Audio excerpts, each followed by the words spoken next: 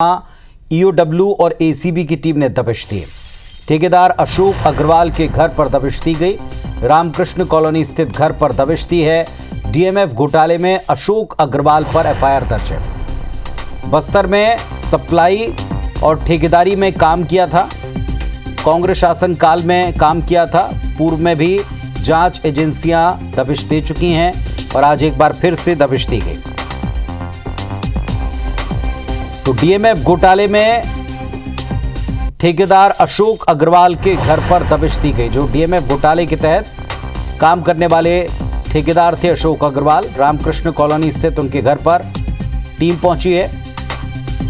FIR दर्ज है DMF case में। बस्तर में सप्लाई और ठेकेदारी का काम इन्होंने किया है।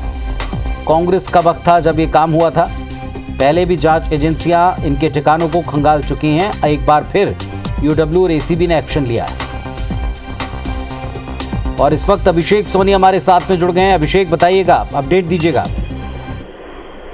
देखिए पुनीत जी, जो ये कार्रवाई है वो सुबह से ही चल रही है और बताया जा रहा है कि पूर्व में भी जो सेंट्रल जीएसटी की टीम और ईडी की टीम ने यहाँ पर कार्रवाई की थी और यहाँ पर जो डीएमएफ के तहत जो यहाँ पर सप्लाई और ठेकेदारी का काम था उसको लेकर लंबी शिकायत रही है अशोक अग्रवाल के खिलाफ। और यही कारण है कि पूर्व में जो कार्रवाई की गई थी उसमें डीएमएफ में जो अपराध दर्ज किए गए थे उनमें इनका नाम शामिल है। अभी जो ईओडब्ल्यू और एसीबी की टीम लगातार यहाँ पर जो पहुंची हुई है और अलग अलग अधिकारी यहाँ पर पहुंचे हुए हैं और सभी जो यहाँ पर महत्वपूर्ण दस्तावेज मिलने की बात सामने आ रही है कि कई महत्वपूर्ण दस्तावेज मिल सकते हैं। लेकिन यहाँ की एसीबी की टीम ने ये कहा है कि जो भी जानकारी साझा की जाएगी वो राज्य स्तर से की जाएगी। तो कहा जा सकता है कि एक बड़ी कार्रवाई चूंकि प्रदेश के अलग अलग इलाकों में एसीबी की टीम दबिश दे रही है, उसी दबिश के तहत इसे भी जोड़कर देखा जा रहा है। पुनीत जी, तो फिलहाल अब तक कोई डिटेल निकला है? क्या खंगाला जा रहा है? क्या पहले, जैसे आपने कहा कि पहले भी एक बार स्कैन हो चुके हैं घर और पूरे दस्तावेज, क्या आपकी बार कोई नई सूचना थी? देखिए, जो अभी ये माना जा रहा था कि जो मामला दर्ज किया गया था उसी तारतम्य में कई जो खुलासे हुए थे उनके दस्तावेज ढूंढने के लिए जो टीम है वो पहुंची हुई है। क्योंकि जो डीएमएफ में घोटाले को लेकर जो शिकायत थी उसके खिलाफ जो मामला दर्ज था उसी के कड़ी के तहत इसको देखा जा रहा है। और जो अभी प्रदेश के अलग अलग इलाकों में जो टीमें गई हैं उसमें ये माना जा रहा है कि कई सारे दस्तावेज जो सप्लाई के हो सकते हैं, ठेकेदारी के हो सकते हैं, उनमें कई और नाम शामिल हो सकते हैं। इसी को लेकर जो टीम है वो पहुंची हुई है और कार्रवाई देर शाम तक जारी रह सकती है। तो ये जांच का दायरा बढ़ सकता है, कुछ और नाम इसमें जुड़ सकते हैं, जैसा अभिषेक हमको बता रहे हैं कि पूछताछ के बाद में कुछ दस्तावेजों को ढूंढा जा रहा है। अगर उन दस्तावेजों में ये दायरा बढ़ा तो कुछ और लोग इसकी जद में आ सकते हैं। नजर रखिएगा अभिषेक, बहुत शुक्रिया फिलहाल आपका पूरे अपडेट के लिए। राजधानी रायपुर से खबर आपको देते हैं। कोर्ट परिसर में पुलिस के आला अधिकारियों ने दबिश दी। विचाराधीन कैदियों को वीआईपी ट्रीटमेंट की शिकायत पर प्रोटोकॉल का पालन कौन नहीं करवा रहा, ये जानकारी के लिए दबिश दी गई और ऐसा न करने पर पुलिसकर्मियों को फटकार भी पड़ी। कोर्ट परिसर में संदिग्धों की तलाश कर कार्रवाई के निर्देश हैं। कोर्ट परिसर में कई लोगों से पूछताछ हुई कि वो किस काम से वहां मौजूद थे। एएसपी रायपुर ग्रामीण, CSP Vidhansabha, TI civil line समेत अतिरिक्त बल ने दबिश दी। तो पहले भी कई बार आरोप लगे हैं कि कोर्ट परिसर में संदिग्ध लोगों की वजह से खतरा होता है। पुलिस के आला अधिकारियों ने आज इन्हीं परिस्थितियों को जांचने दबिश दी है। विचाराधीन कैदियों को वीआईपी ट्रीटमेंट मिलता है वहां, ऐसी कई बार तस्वीरें हमने भी दिखाई हैं। प्रोटोकॉल का पालन नहीं कराने वाले पुलिसकर्मियों को भी फटकार लगी। तहसीन जैदी हमारे साथ जुड़ गए हैं। जी तहसीन, बताइएगा क्या क्या पाया गया अनियमितताओं के तौर पर? हमारे साथ उनका संपर्क कट गया, जुड़ते हैं वापस से कुछ ही देर में। एएसपी रायपुर ग्रामीण और सीएसपी विधानसभा, टीआई विद सिविल लाइंस, अतिरिक्त बल सभी ने दबिश दी है। इस वक्त का एक बड़ा अपडेट आपको दे रहे हैं। वीआईपी ट्रीटमेंट की कुछ खबरें हम पहले भी दर्शकों को दिखा चुके हैं। पेशी पर कोर्ट परिसर में लाते समय बीच रास्ते में कहीं या पेशी के इंतजार करते समय कैदियों को वीआईपी ट्रीटमेंट कराया जाता है, मेल मुलाकातें कराई जाती हैं जो प्रोटोकॉल के अगेंस्ट है। फ़ोन पर या प्रत्यक्ष तौर पर मेल मुलाकातें भी होती हैं और इन सब की कई बार शिकायतें सामने आई हैं, कुछ तो कैमरे पर भी दर्ज हुई हैं। इसके बाद आज वरिष्ठ अधिकारी पहुंचे और पूरे कैंपस में जितने भी संदिग्ध लोग पाए गए उन सबसे पूछताछ की है, उनके वहां होने की वजह पूछी। कई लोगों से पूछताछ की गई है और एक जनरल प्रैक्टिस है कि कोर्ट परिसर में अक्सर संदिग्ध लोगों की वजह से कई बार फायरिंग, लड़ाई झगड़ा और संदेहास्पद सामान मिले हैं। एक बार फिर से प्रोटोकॉल का पालन नहीं कराने पर फटकार लगी। तहसीन जैदी हमारे साथ में जुड़े हैं। तहसीन, बताइएगा क्या और कितनी शिकायतें सही पाई गई जमीन पर? देखिए, जिस तरीके से ये एक बड़ी कार्रवाई रायपुर पुलिस के आला अधिकारियों ने की है, जिसमें रायपुर कोर्ट परिसर में पुलिस के जो आला अधिकारी हैं उनकी दबिश एकदम हुई अचानक सरप्राइज चेकिंग टाइप में। दरअसल इस बात की शिकायतें मिल रही थी कि विचाराधीन मुलजिमों को वीआईपी ट्रीटमेंट देने की शिकायतें कई बार मिली हैं। तो यहाँ पे अचानक बिना बताए ये सभी अधिकारी जो हैं, जिसमें एडिशनल एसपी रायपुर ग्रामीण समेत जो सीएसपी विधानसभा हैं, टीआई जो सिविल लाइन है और जो आरआई है लाइन के, वो उनकी एक टीम बनाई गई थी एसएसपी रायपुर के निर्देश पे। उसके बाद ये दबिश कार्रवाई की गई। वहाँ पे जब मौके पे देखे तो धरातल पे सारी चीजें जो विपरीत दिखी हैं, तो अभी वहाँ पे जो चौकी में लोग थे उन लोगों को भी काफी फटकार लगाई गई है और ये इस बात के निर्देश दिए गए हैं कि सख्त जो प्रोटोकॉल होता है विचाराधीन कैदियों का उसका पालन किया जाए। उसमें कई जो हवलदार सिपाही हैं उनको भी काफी लंबी फटकार दी गई है और जो वहाँ संदिग्ध लोग थे उनसे भी पूछताछ की गई है। इसके अलावा वहाँ पे जो चौकी में सभी जो सिपाही हवलदार जो सभी जो ड्यूटी में रहते हैं, जेल ड्यूटी में, वो सब चौकी के अंदर बैठे मिले और जबकि उनको सख्त निर्देश दिए गए कि कोर्ट परिसर में घूमे और जो संदिग्ध दिखता है और जो फर्जी जमानतदार है उनको पकड़ के कार्रवाई करे। इस तरीके के निर्देश वहाँ पे दिए गए हैं। फिलहाल अभी वहाँ पे कई संदिग्धों को भी हिरासत में लिया गया और पूछताछ की जा रही थी कोर्ट परिसर में क्यों घूम रहे हैं। लेकिन जिस तरीके से IBC 24 ने भी इस बारे में कई बार खबरें दिखाई हैं कि जो विचाराधीन कैदी हैं, जो जिनको वीआईपी ट्रीटमेंट दिया जाता है, उनको घर तक जाने की सुविधा यहाँ पे दी जाती है। तो उसी तारतम्य में ये कार्रवाई करवाई गई है एसएसपी रायपुर के द्वारा।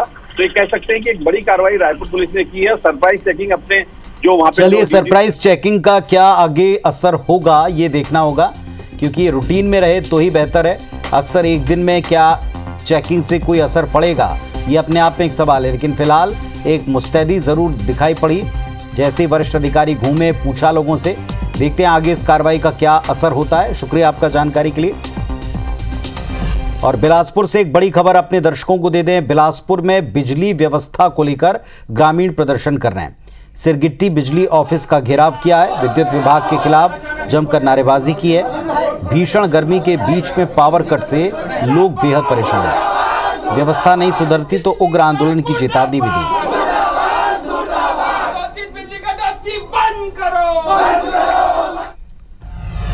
और अब आते हैं पॉलिटिकल खबरों के अपडेट पर। आज कांग्रेस पार्टी संविधान बचाओ यात्रा निकाल रही है। जांजगीर से तस्वीरें आपको मिलेंगी कुछ ही देर में। संविधान बचाओ यात्रा है वहां। सभा में प्रदेश प्रभारी सचिन पायलट भी शामिल हैं। पूर्व सीएम भूपेश बघेल, दीपक बैज, सभा में कई पूर्व मंत्री और विधायक भी हैं।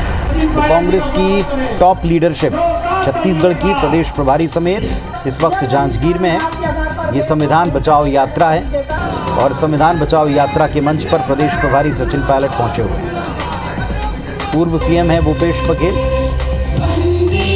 नेता प्रतिपक्ष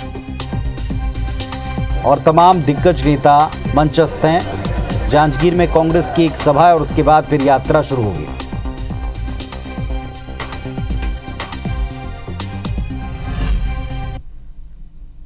कांग्रेस की संविधान बचाओ यात्रा पर बीजेपी तंज कस रही है। उप मुख्यमंत्री अरुण साव ने कहा कि संविधान के साथ कांग्रेस ने खिलवाड़ किया। मंत्री रामविचार नेताम ने कहा कि कांग्रेस संविधान की जगह खुद को बचाने के लिए यात्रा पर निकले, ज्यादा बेटर।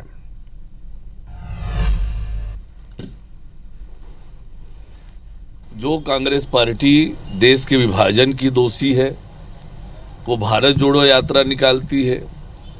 जो कांग्रेस ने देश के संविधान के साथ लगातार खिलवाड़ किया अपने राजनीतिक स्वार्थों के लिए, वो कांग्रेस पार्टी संविधान बचाओ यात्रा निकालती है। ये दुर्भाग्य की बात है। संविधान बचाओ नहीं, कांग्रेस बचाओ का अभियान।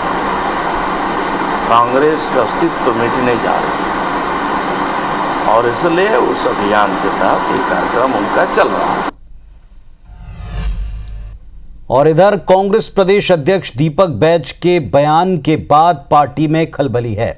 कांग्रेस नेताओं के दिल्ली दौरे पर दीपक बैज ने बीते दिनों कहा था कि जिनके पास कुछ काम नहीं वो दिल्ली जाते हैं। अब दिल्ली दौरे से वापस लौटने के बाद पूर्व मंत्री अमरजीत भगत ने बयान दिया, कहा कि मैं टेंशन लेता नहीं देता हूं, जहां चार यार मिलते हैं वहां बात होती है। इस पर बीजेपी ने तंज कसा। मंत्री रामविचार नेताम ने कहा कि कांग्रेस में आग लगी है, कांग्रेस के अंदर कशमकश है और एक दूसरे की टांग खिंचाई है।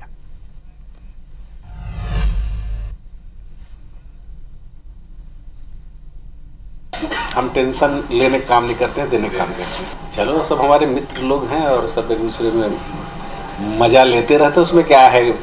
अगर चार लोग मिले चर्चा भी ना हो तो ऐसे क्या उसका मतलब है। कांग्रेस के लोग अब क्या कर रहे हैं उससे हम लोग को कोई बहुत ज़्यादा लेना देना नहीं है। इतना जरूर है कि उनके घर में आग लग चुकी है। तो यात्राओं का दौर एक बार फिर शुरू हो गया है, जहां एक तरफ सत्ता पक्ष ने यात्रा निकाली, सुशासन तिहार बनाया, तो दूसरी तरफ विपक्ष जो है इस वक्त संविधान बचाओ यात्रा पर है। इसी मुद्दे पर है आज छत्तीसगढ़ की बात, रात 8 बजे देखना मत भूलिएगा। फिलहाल छत्तीसगढ़ सरकार के सुशासन तिहार से जुड़ा अपडेट दे दें। तीसरा चरण चल रहा है। सोमवार को मुख्यमंत्री विष्णुदेव साय गौरेला पेंड्रा मरवाई जिले के चुक्ती पानी नेवसा पहुंचे, जहां सीएम ने ग्रामीणों से सीधे संवाद किया, सरकारी योजनाओं पर फीडबैक लिया। ग्रामीणों ने गांव में पेयजल की समस्या बताई। ग्रामीणों ने बताया कि गांव में कई हैंडपंप खराब हैं। इस पर सीएम ने जल जीवन मिशन के काम में लापरवाही से नाराज होकर पीएचई के सब इंजीनियर नारायण सिंह कंवर को जमकर फटकारा। कहा कि नल जल योजना प्रधानमंत्री की महत्वपूर्ण योजना है, इसको मजाक ना बनाएं। उन्होंने कहा कि काम करो या फिर सस्पेंड होने के लिए तैयार हो। साथ ही उन्होंने सब इंजीनियर को वहां से भगा भी दिया।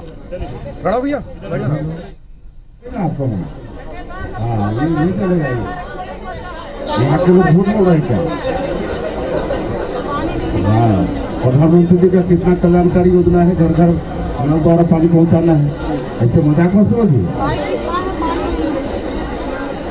समझ रहे हैं, मजाक नहीं करो, उठा के सस्पेंड कर देंगे।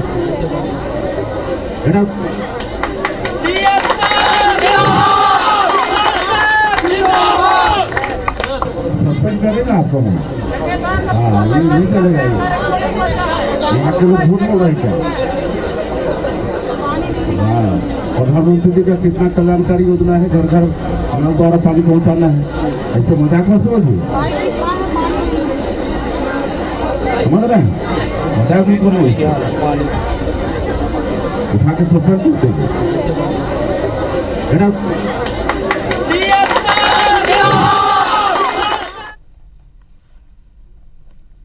सुशासन तिहार चल रहा है, 8 अप्रैल से शुरू हुआ है और 31 मई तक चलने वाला है और 3 चरण में ये चल रहा है। पहले चरण में हमारे अधिकारी लोगों के बीच में जाकर उनकी समस्या कलेक्ट किए हैं, सुझाव पेटी भी ले गए थे, ऑनलाइन भी उनकी समस्या लिए हैं। तो तल्ख तेवर दिखाई पड़े हैं मुख्यमंत्री जी के कि काम में लापरवाही ना बरती जाए। खास तौर पर जो केंद्र की योजनाएं हैं, नल जल योजना हो या प्रधानमंत्री आवास का काम हो, इसमें कोई हीरावाली बर्दाश्त नहीं होगी और इसीलिए सबके सामने इंजीनियर को, सब इंजीनियर को फटकार भी लगाए। इधर छत्तीसगढ़ कांग्रेस ने एक पोस्ट के जरिए तंज कसा है, कानून व्यवस्था पर सरकार को घेरा है। भिलाई में घर में घुसकर पिटाई का पोस्ट में जिक्र है। घर में घुसकर लड़की की परिजनों की पिटाई की। बीजेपी शासन में बेटी बचाओ बेटी छुपाओ, बेखौफ अपराधी बेसुध सरकार, माता बहनों पर रोज हो रहा अत्याचार, बाहर तो छोड़िए बच्चियां घर पर भी सुरक्षित नहीं। ये पोस्ट लिखा है कांग्रेस पार्टी ने।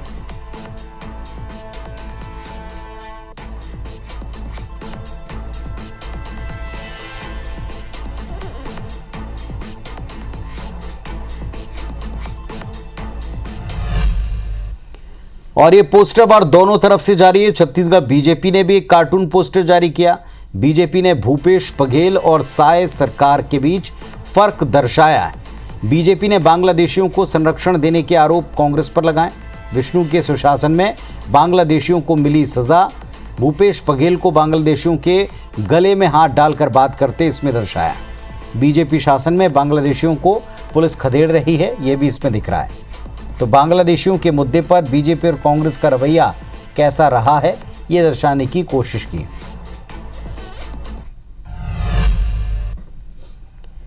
इधर रायपुर से एक अपडेट है। 29 मई से विकसित कृषि संकल्प अभियान होगा। केंद्रीय कृषि मंत्री शिवराज सिंह चौहान ने इसकी वर्चुअल मीटिंग ली है।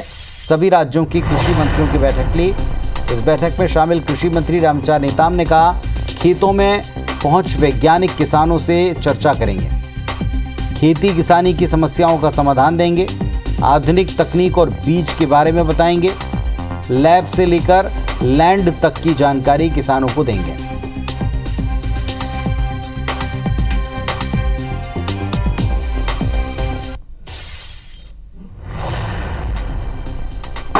हमारा 29 मई से लेकर के 12 जून तक लैंड से लेकर लैब से लेकर के लैंड तक छत्तीसगढ़ की टीम और भारत सरकार की टीम मिल करके बेहतर रिजल्ट देने की दिशा में किसानों के हित में ये कार्यक्रम जो चल रहा है, निश्चित ही समृद्ध किसान और समृद्ध कृषक के हमारे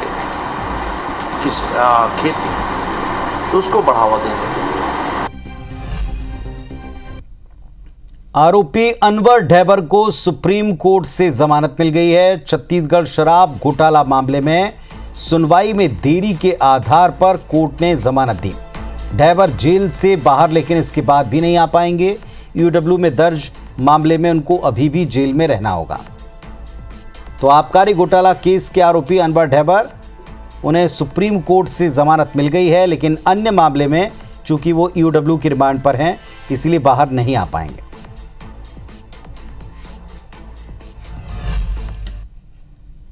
बलरामपुर जिले में झोला छाप फर्जी डॉक्टर की भरमार है।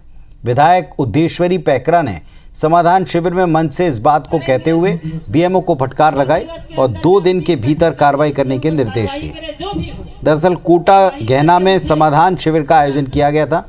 इसमें विधायक ने एक आवेदन को पढ़ते हुए राजपुर के बीएमओ को तुरंत बुलाया और कहा कि इस क्षेत्र में जितने भी झोला छाप डॉक्टर घूम रहे हैं उनकी लिस्ट बनाकर तत्काल कार्रवाई करें। मामले पर बीएमओ ने कहा कि क्षेत्र में कुछ बंगाली घूम रहे हैं और लोगों का फर्जी तरीके से इलाज कर रहे हैं। कहा कि टीम का गठन कर दिया है और जल्दी इस पर एक्शन होगा। टीम गठित करके इसके ऊपर कार्रवाई करे जो भी हो। क्लिनिक या तो झोला छाप डॉक्टर है, गांव-गांव में घूम के वो इलाज कर रहा है और आवेदन के माध्यम से मैं तत्काल ही मेडिकल का टीम गठन करके और संबंधित को ये कार्रवाई करने के लिए मैं टीम बना लिया हूँ और निश्चित है कि उसके ऊपर कार्रवाई की जाएगी। जशपुर के आमाकानी गांव में एक घर को बुलडोजर से ढाया गया। न्यायालय के आदेश पर तहसीलदार, राजस्व मामला, पुलिस बल समेत मौके पर सभी लोग पहुंचे। मकान को बुलडोजर से ध्वस्त कर दिया। कब्जाधारियों का आरोप है कि 50 साल से अधिक वक्त से वो यहां पर रह रहे थे।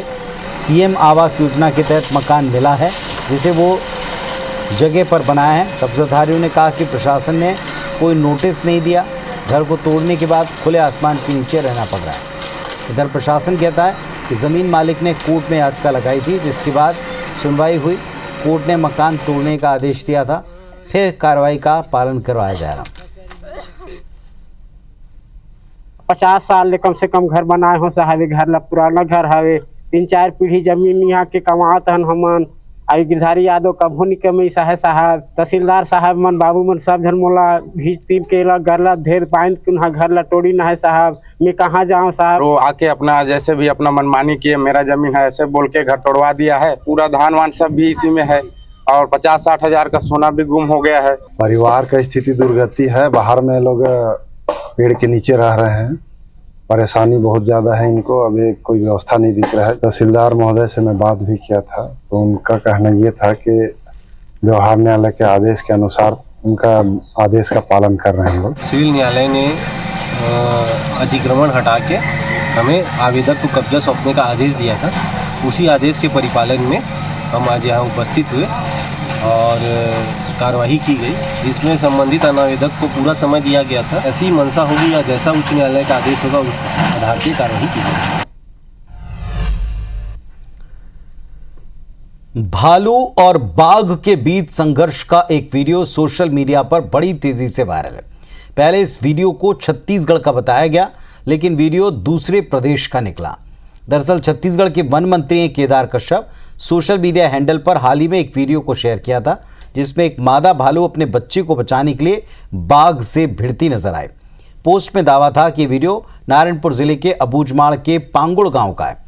हालांकि अब मंत्री केदार कश्यप ने वीडियो को लेकर कहा कि वीडियो मेरे सोशल हैंडलर को किसी ग्रामीण के द्वारा भेजा गया, जिसने इसे नारायणपुर का बताया। घटना सत्य है, लेकिन स्थान स्पष्ट नहीं है। फिलहाल पता चला कि वीडियो कान्हा किसली या महाराष्ट्र में से कहीं का है।